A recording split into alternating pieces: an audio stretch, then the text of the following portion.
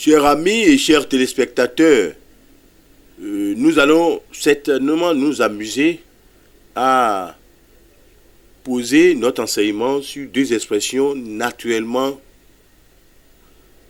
antagonistes. Deux formules d'expression, d'abord ennemies l'une de l'autre.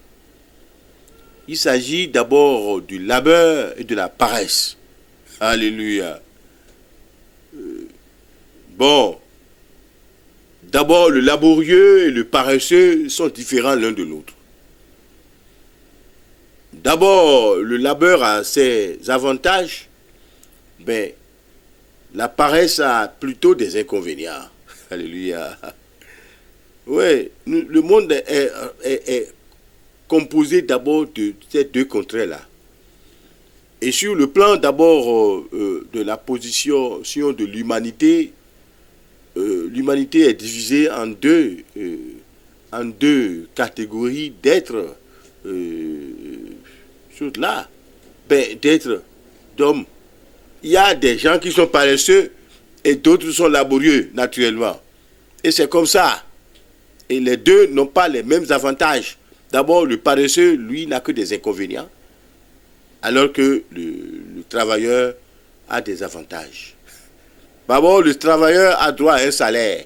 Si vous travaillez, vous aurez droit d'abord à une rétribution. Une rétribution directe ou indirecte. Si vous êtes paresseux, vous n'avez aucune rétribution, d'abord pratique. Mais la rétribution, d'abord, c'est la chute, le désarroi et puis le déshonneur total. Alléluia. Que Dieu vous bénisse. Le thème de notre enseignement est intitulé « Celui qui a la main lâche devient pauvre ». Mais la main d'abord du diligent s'enrichit. D'abord, celui qui ne travaille pas, lui sera pauvre. Il te reste pauvre. Même s'il ne va pas la ruse pour s'enrichir, la richesse ne viendra pas. Il a dit d'abord la richesse acquise, il a dit en mal, ne perdurera pas. Ben, celui qui aura choisi de travailler, lui, il sera riche. Il sera satisfait. Il sera d'abord comblé. Il existera d'abord dans de la joie, dans de la force de l'âme, et puis il existera d'abord dans la quiétude et dans la grandeur de la miséricorde de Dieu. Chers amis, chers téléspectateurs, cet enseignement vient à vous à point parce que nous devrons aborder à partir d'abord de notre développement d'abord l'actualité toujours permanente et perpétuelle du monde de l'homme. Que Dieu vous bénisse. En effet, Salomon, dans sa sagesse, nous a montré d'abord une facette de ses connaissances. En qui concerne, par exemple, il dit d'aller vers les fourmis, de les voir vivre et de travailler. Est-ce que les fourmis que vous avez vues sur la terre ne sont jamais pleines de manger? Non. Parce que pendant l'été, ils ne se sont jamais donné de repos. Et quand l'hiver vient, quand la période froide, la période désastreuse vient, ben, ils mangent, ils se rassasient, ils se régalent d'abord de ce qu'ils avaient emmagasiné, c'est-à-dire dans des trous, dans des fonds d'arbres, et puis ils ont toujours existé. On ne verra pas le poisson, on ne verra pas d'abord la fourmi mourir d'abord d'une épidémie, non, jamais, parce que la fourmi ne sera morte que d'abord de la mort de la main des hommes. Alléluia. Et là, en Proverbe chapitre 6, des versets 6 jusqu'à 11, nous sommes clairs. D'abord dans notre explication, précisément, allez vers la fourmi, dit, mais homme, va vers la fourmi, regarde la fourmi vivre, regarde la fourmi faire. Ils n'ont ni chef, ni inspecteur, ni maître qui dirige quoi que ce soit, mais ils sont si ordonnés que chacun sait ce qu'il doit faire pour pouvoir être utile d'abord à la communauté, d'abord des autres fourmis. Et au verset 6, c'est clair.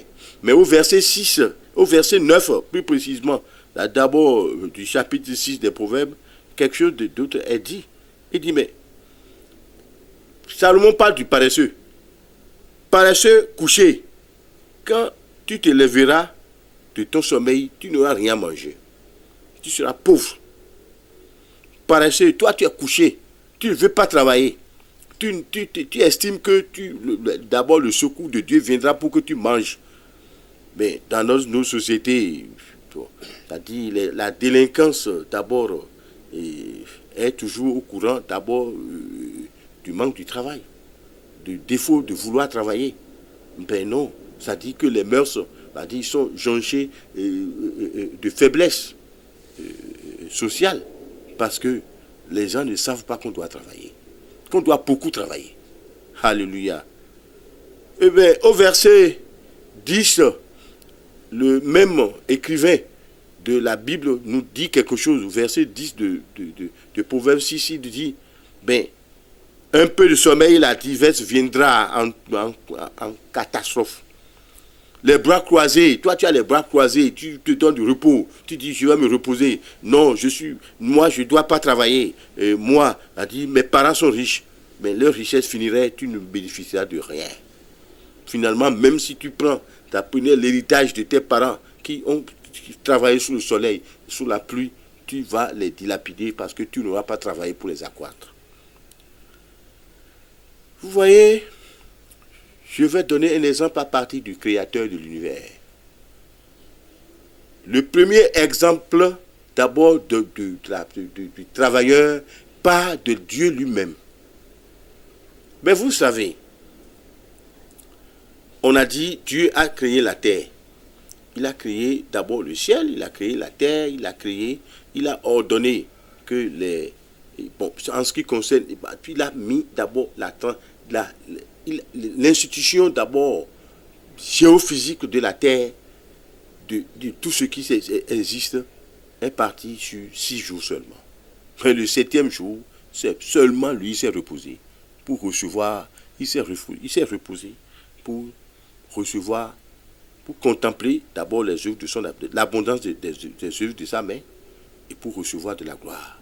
Alléluia. Homme, Dieu s'est mis en exemple pour pouvoir travailler.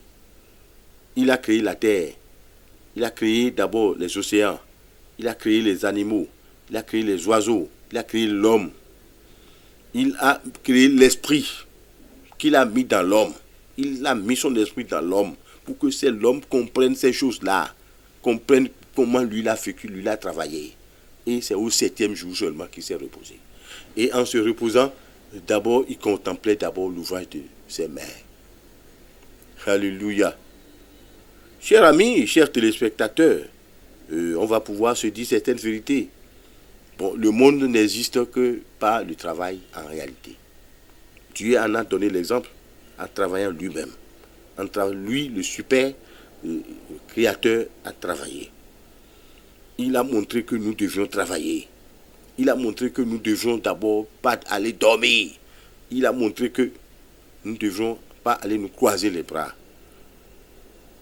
Voyez, il y a quelque chose de fantastique, de mystérieux que je vais vous révéler. Connaissez-vous le système solaire? Oui, je vais m'expliquer. Le système solaire, c'est la disposition des planètes autour du Soleil qui, dans leur révolution dite solaire, tourne autour du Soleil. Le Soleil qui est d'abord un super astre qui est fait de la main de Dieu, qui doit réguler la vie de tout l'univers. Toutes les autres planètes tournent sur l'année solaire autour du Soleil pour recevoir de l'énergie et refléter ces énergies d'abord dans l'univers. Refléter ces énergies d'abord sur les autres, les créatures qui en ont besoin. Alléluia. Mais vous savez pourquoi? C'est-à-dire, Dieu a créé chaque chose pour un but. Mais vous ne savez pas pourquoi Dieu n'a pas mis les hommes sur d'autres planètes. Il y a Pluton, il y a Mars, il y a Saturne, il y a Neptune, il y a tout ça là. Mais tout comme cela. Mais il y a le Soleil comme grande planète. Personne ne peut aller vivre dans le Soleil parce que Dieu n'a pas prévu la vie pour là-bas.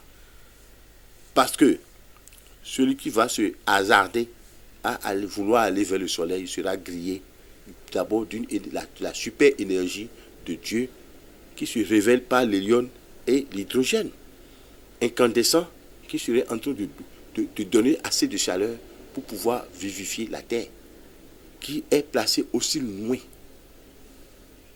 Cette terre qui est placée aussi loin du soleil, c'est-à-dire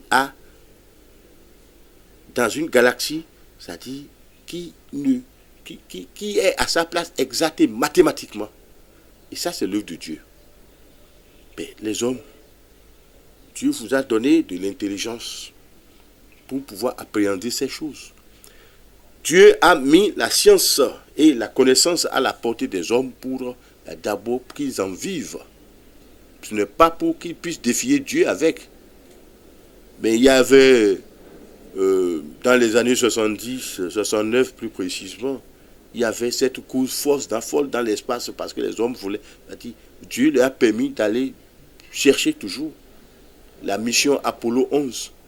Et les premiers hommes sur la Lune, les Yuri Gagarin, tout ça là, ont été sur la Lune. Dieu leur a permis d'aller là-bas voir s'il y a la vie là-bas. Oui, ils cherchent à aller peut-être au soleil, ils n'iront pas. Non, ce n'est pas d'abord leur attribut pour le moment. Ils ont voulu découvrir Mars. Et Mars n'est pas habitable. Parce que la planète rouge dont on parle, c'est juste un amas de poussière. Et puis les hommes sont défiés à partir de là. Ben, on vous a permis de vivre sur la Terre, pour développer la Terre, pour labourer la Terre, pour vivifier la Terre, pour faire mouvoir la Terre. Et c'est tout, ça s'arrête là. Le travail de l'homme s'arrête là. Mais l'homme abandonne tout ça là pour rentrer d'abord dans la mondanité, dans la vanité. Ah non, ça ne marchera pas. Dieu n'est pas à ce degré retrouvable. Alléluia. Le travail. Le travail, c'est la source de l'indépendance. Ben vous savez, si Dieu s'était reposé au 7e jour seulement, c'est pour dire, bon, c'est pour démontrer que car c'est après avoir travaillé suffisamment qu'on devient indépendant. Nous sommes dans un monde où nos congénères pensent qu'ils doivent avoir de la richesse à tout bout de champ, à tout point de vue. Mais non, on ne devient pas riche sans travailler. D'abord, faisons une comparaison au niveau des nations même. Il y a des nations très pauvres, il y a des nations riches. Les nations les plus pauvres là, c'est des nations qui ont oublié de travailler. Mais vous savez, l'Afrique est le berceau de l'humanité. La vie est partie d'abord de l'Afrique. D'abord, la source même de l'homme, c'est-à-dire l'Homo sapiens, c'est parti de l'Afrique. L'Afrique avait le jardin d'Éden. Les hommes travaillaient. Est-ce que les hommes travaillaient dans le jardin d'Éden? Ben non. Ils ne travaillaient pas. Dieu avait tout mis à leur disposition. Mais à cause d'abord du changement de conditions entre les hommes et Dieu, c'est-à-dire, puisque ils ont péché, c'est-à-dire Dieu leur a montré, voilà, moi j'ai travaillé pour que vous en soyez là. Regardez comment vous devez travailler. Si vous ne travaillez pas maintenant là, si vous ne commencez pas par travailler, vous serez très pauvre. Vous serez dominé. Et voyons, c'est-à-dire, à l'étape où les climats ont été chamboulés, où les questions, d'abord, les climats ont été créés, les climats tempérés ont été créés, les climats froids ont été créés. D'abord, les races, c'est-à-dire la race d'Adam, qui a été retrouvée d'abord au niveau des climats tempérés, ont dû se battre pour pouvoir lutter contre la nature. Les Européens, on n'avait pas le choix que de travailler. Ils travaillaient à dru pour se protéger contre la neige, pour se protéger contre le grêle, pour se protéger contre d'abord les intempéries de leur printemps. Et oui, ils doivent travailler tout le temps. L'intelligence était développée parce que la nécessité de travailler était rentrée dans leur comportement. Alléluia. Ça, c'est peut-être des renseignements d'ordre scientifique, mais la science appartient à Dieu. Et puis, la science est d'abord la possession exclusive de Dieu. Et s'il montre aux hommes d'abord de l'expliquer, c'est une grâce. Vous voyez comment ça se passe aujourd'hui, d'après les processus de développement d'abord de l'humanité.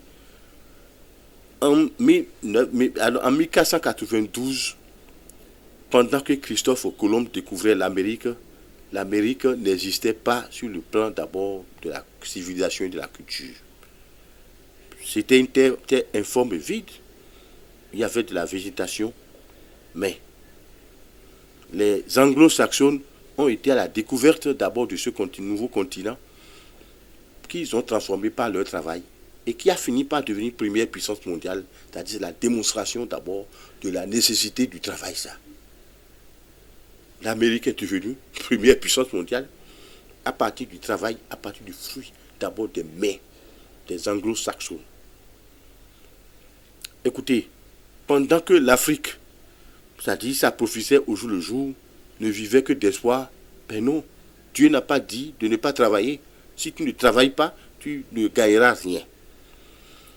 Les paresseux ont changé le monde et puis ils veulent transformer le monde à leur manière. C'est pour cela que les mauvaises coutumes, les mauvaises mœurs sont rentrées d'abord dans la coutume des peuples.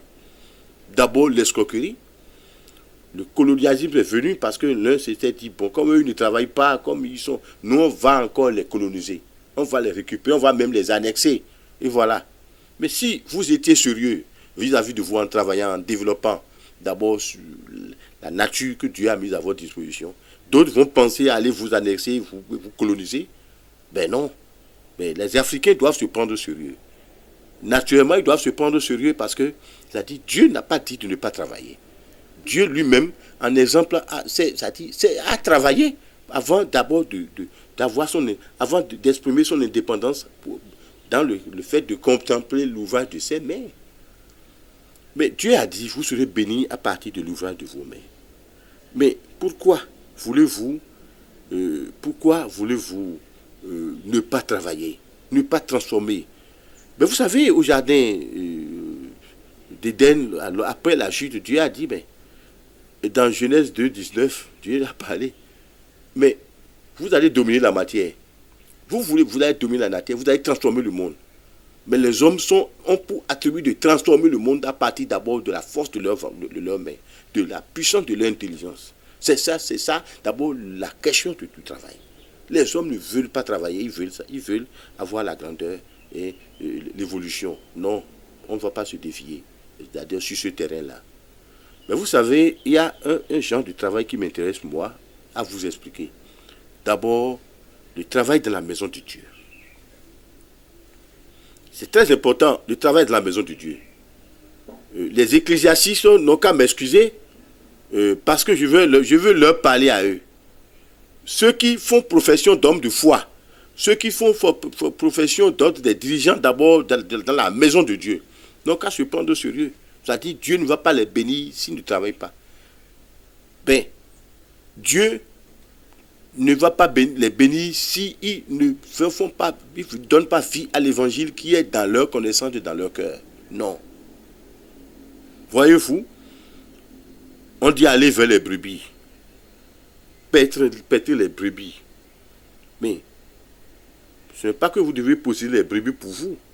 Vous devez les paître d'abord de la connaissance de la gloire de Dieu. Mais l'homme de Dieu est à l'image de Dieu le premier gros travailleur d'abord que l'humanité doit apprécier. Vous faites quoi? Les dirigeants d'église, vous faites quoi? Vous voulez remplir l'église à partir d'abord des promesses d'abord du ciel seulement? Non. D'abord, on acquiert le ciel à partir du travail d'abord de la terre. Celui qui ne travaille pas ne verra pas le ciel. On dit, mais au jour du royaume des cieux, on a dit que certains seront dehors. D'abord, parmi ceux qui seront dehors, bien sûr, les idolâtres.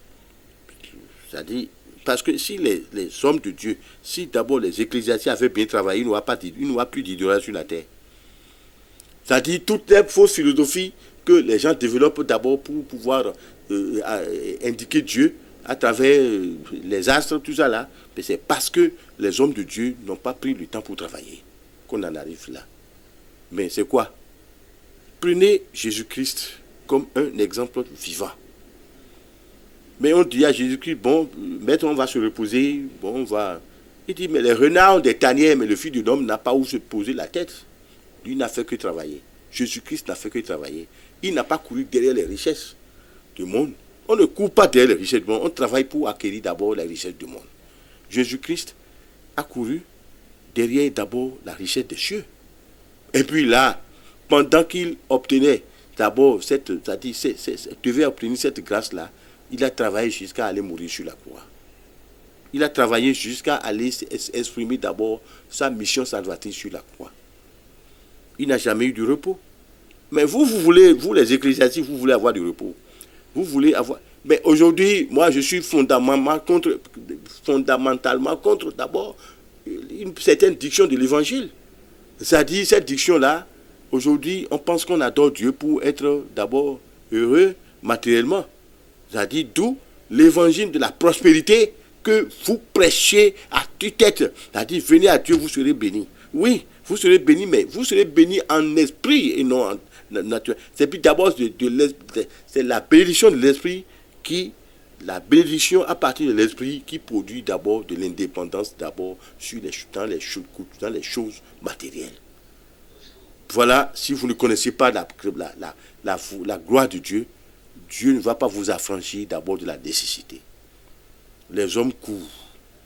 Ils oublient d'abord le dessein de Dieu. Vous courez pour d'abord acquérir d'abord les richesses de ce monde. Mais vous n'en aurez pas si vous ne travaillez pas concrètement. Vous ne travaillez pas spirituellement comme matériellement. Vous devez travailler la matière, vous devez préparer l'esprit. D'abord, le monde qui ne se répand pas, et d'abord à partir de la connaissance des choses d'en haut. Mais vous pensez que ce monde-là pourrait appréhender d'abord la bénédiction que vous cherchez au jour le jour? Ben non. Le travail. Oui, c'est-à-dire le travail. Les chrétiens doivent être d'abord des expressions vivantes d'abord de la disponibilité sur le chemin du travail.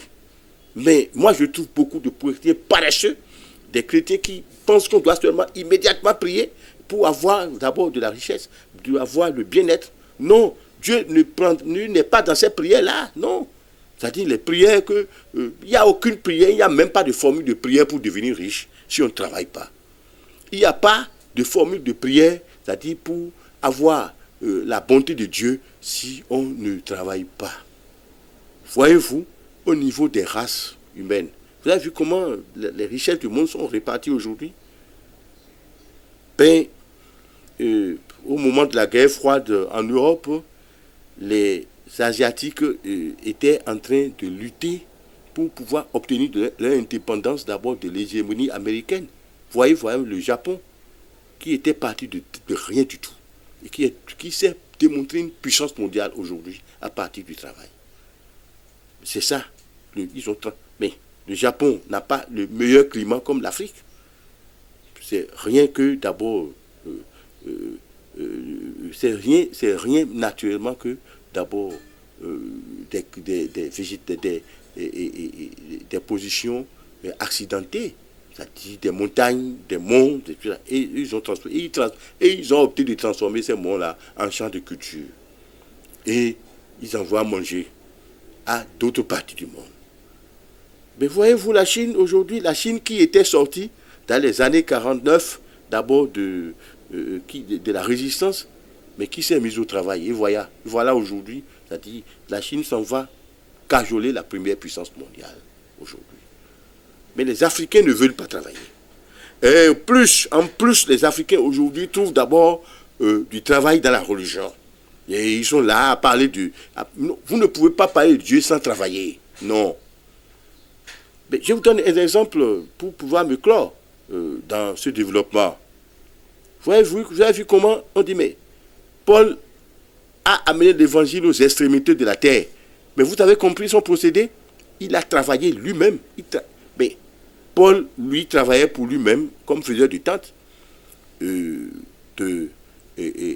jusqu'à la 3e et 4e heure du jour. Et le reste là, c'est-à-dire à partir de la 4e heure du jour, Paul allait faire ses conférences publiques pour pouvoir dompter d'abord le peuple pour Jésus-Christ. La nuit, il faisait de porte à porte, de maison en maison, comme j'allais dire, pour pouvoir annoncer Jésus-Christ et conquérir d'abord les âmes. Et voyez-vous, de quelle manière il a convaincu les Corinthiens qui étaient des gens très pervers à l'époque. Les Thessaloniciens, il a parlé d'eux. Et puis, dans l'enseignement que moi je suis en train de vous délivrer, voyez-vous dans 2 Thessaloniciens chapitre 3, des versets 6 jusqu'à 12, ce qui s'est passé.